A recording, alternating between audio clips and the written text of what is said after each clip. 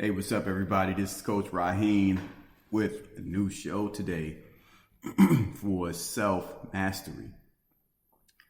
Today, what I'm going to talk about are some of the tools that are available to us when we begin to practice self-mastery.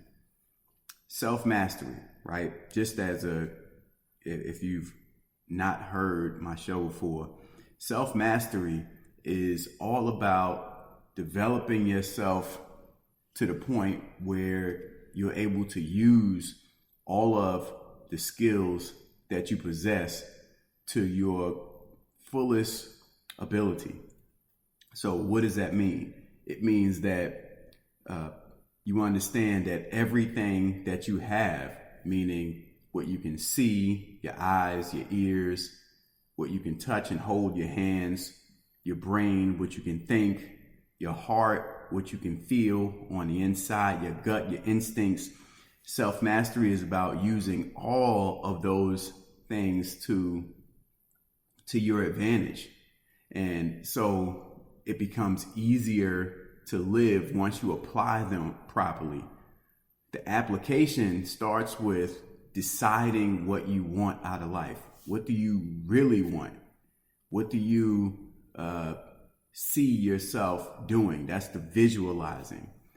But sometimes we have to keep in mind that what we want and what we're visualizing, we have to have a sense of self-awareness. We have to know, is this what we really want, or is this something that we've allowed the external environment to dictate to us?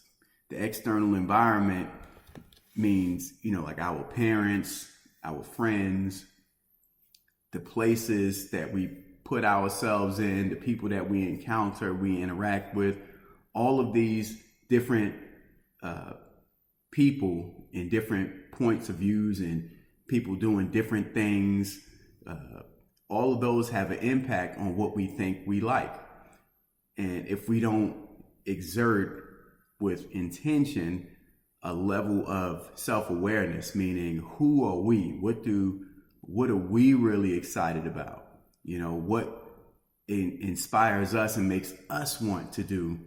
Sometimes we can choose lanes and begin to forge paths and directions that are not in our own best interest.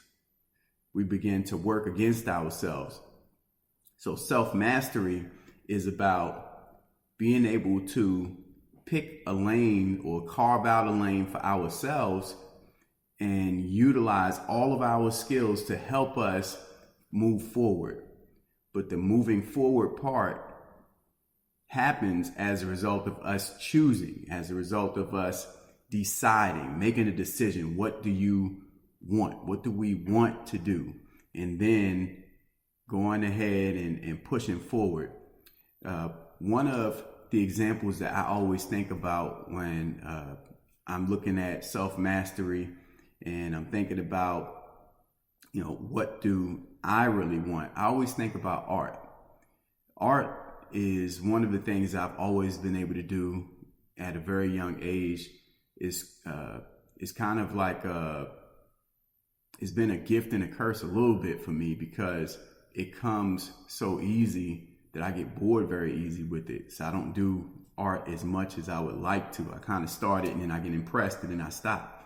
But the point that I'm making with it is, as an artist, you know what it's like to start off, or I know what it's like to start off with a blank sheet of paper or a blank canvas. 1 minute, nothing is there. And then through conscious imagination, using my mind, I begin to get a picture in my mind of what I really want to be on that paper, on that canvas. And then through hand-eye coordination, using my skills, I can begin to direct and move pencils or move markers or move paintbrushes across a canvas to make something begin to appear on that paper, on that canvas. So it is the same as the skills that I'm using, my brain, my eyes, my ears, even the way the pen or the brush scrapes against the canvas or scrapes against the paper, I can get a sense of direction. Like it's telling me what I need to do next, is revealing that next step. But those are all controlled through me. So self-mastery is the same thing. It's about you being able to utilize all of the skills that you have, whatever level you have it at, but use all of those skills for your benefit. So here it is, right? In order to gain control or better control over yourself, one of the first things that you want to do is, when I talk about self-awareness, is in order to gain self-awareness, you have to run tests on yourself. It's like, say, for example, if, one day you woke up and suddenly realized that you had this brand new power, right? And maybe your power is strength. And then you do something, you had a thought, and just by happenstance, your thought made something move. So then you start to realize, oh man, I got all of these powers. I have 2 powers, right? So as you begin to realize what powers you have, you start running tests. So you start thinking, well, you know what? Well, how do I have power over moving all things, or is it just paper? Like in comic books, there's a character who can move metal with his mind. Then there's another character that can move anything with her mind. So you start wondering, what can you do? So as we go through the process of learning how to master ourselves, the first step is to see where you stand. What are you good at? Maybe you are good at writing. Maybe you're good at speaking. Maybe you're an artist. You have good hand-eye coordination. You can write. Your abilities begin to reveal themselves all at different levels. And sometimes it's a funny kind of thing, like you're great at speaking, but you're not good at speaking publicly. Like you're great at speaking privately, but you're not you get too nervous when it's time to speak in front of crowds. That's one of the things that I kind of like about today's time, even with podcasts. I don't have any fear with speaking in front of crowds, but if I did, I could just focus on putting all of my material, all of my content on podcasts. So self-awareness in regards to self-mastery is you taking time out to be a scientist of yourself, to test yourself, to see what you have and what levels you have it at.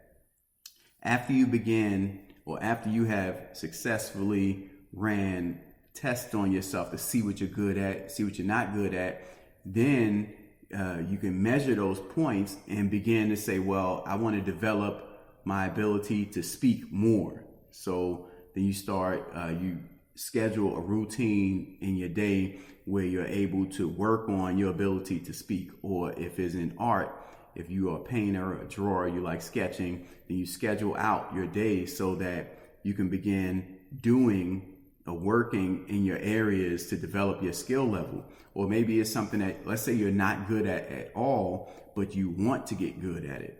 So let's say that you want to be a public speaker, but you're really not good at it. You're not that interesting, or you find it difficult to find things to talk about. So then you begin to do a little bit of research. Maybe you go onto YouTube, you look at some of the lessons. That's another good thing about living in 2020 with the internet and social media, and also with YouTube. Everybody is sharing their accomplishments. It's totally free. All you have to do is a little bit of research, and then you apply what you learn, and eventually you get better over time. Is the amount of they say it's like 10,000 hours towards mastery, or even better, 10,000 hours with reflection towards mastery. The reflection piece is important because you don't want to repeat bad habits. Sometimes we do things without thinking, and you don't want to do things without thinking. There's a time to not think, but in the process of trying to improve yourself, you do want to take time out at some point to reflect on where you're at. What kind of impact are you having? Are you improving or are you stagnant? Maybe you need to do more research. Maybe you want to think creatively. Thinking creatively is kind of like the addition to your research. So research gives us an opportunity to look at what other people have already put out there and see what worked for them. Being creative is all about looking at ourselves and see what we can think of, what we can come up with. And a very easy way to think creatively when you're trying to improve your own skills towards mastery is to take a sheet of paper and just do some brainstorming. At the top of the page, write down what it is that you want. I want to improve my writing. And then underneath that, you just want to write down as many things that come to your mind about writing or about public speaking, whatever it is you want to improve. Art. You write down as many as you can. Don't be judgmental. Just put it down. The idea is to dump out everything in your mind onto that sheet of paper. And then after you've put down every single thing that you possibly can, now go through the paper and begin to rate them. Maybe you have a 5-point rating and, or maybe you just got check marks. So the first time you go through your paper, you check off everything that's relevant. Then the second time you go through your paper on all of the items that you've listed that have a check next to them, then you want to get deeper. Which one of these are actually doable? Then you put a check mark to them. And through a process of asking yourself questions like that, eventually you begin to see which ones make the most sense to do. The ones that have the most check marks to them according to the questions that you've asked yourself. And then you begin working. You prioritize. So you start on one with the most check marks and you go to the next one and you go to the next one. You just kind of keep pushing yourself. The process is for you to do something towards developing your skill set every single day, at least an hour. And if you can't do an hour, you want to start off somewhere. So maybe you start off with 5 minutes, then you go to 10 minutes, then you go to 15 minutes. But you want to get it to a point where you're at least committing an hour a day so that at the end of the week, you've committed 7 hours towards developing yourself towards self-mastery.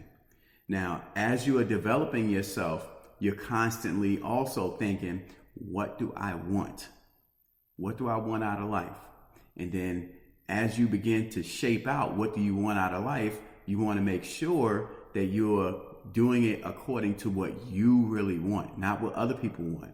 So this means you're going to need to take some private time to yourself. Some people, especially nowadays, have a tendency to, and really all of us do it, but some of us do it more than others. But we have a tendency to connect ourselves to other people and depend on what they think too much, to a fault, where other people's opinions of us and what we do matter more than our opinions of ourselves. That's a critical mistake. It's good to hear what other people think of us and be concerned about what they think of us, but you want to realize that that is just a tool, and it's not even a good tool because nobody is qualified to know exactly what's in our own best interest. We're the ones most qualified because we're with us for the whole show. You're with yourself 24 hours a day, 7 days a week. You know every thought that you've ever had in your life. So do not get yourself in the habit of depending on someone else telling you what to do. And also do not put too much value on other people's opinions. Okay. So these are just some steps, some things that I'd like for you to consider on your road towards self-mastery. I'll be speaking more on this topic and give you some more pointers and some more things that you can do to open up the lane for yourself. But until then, this is Coach Rahien. Hit that subscribe button, share this material, leave your comments below. I like to address questions that people ask me. And until my next show, peace.